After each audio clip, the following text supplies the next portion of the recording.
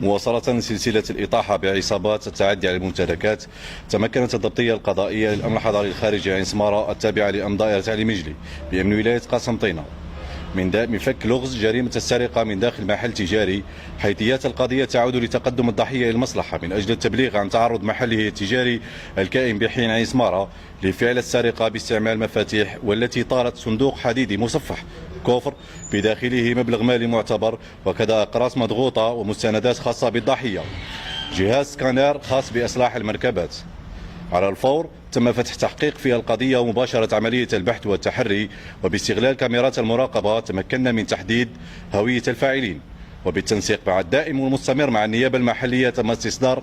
أذونات تفتيش لمساكن المشتبه فيهم، مكنت من توقيفهم داخل مساكنهم.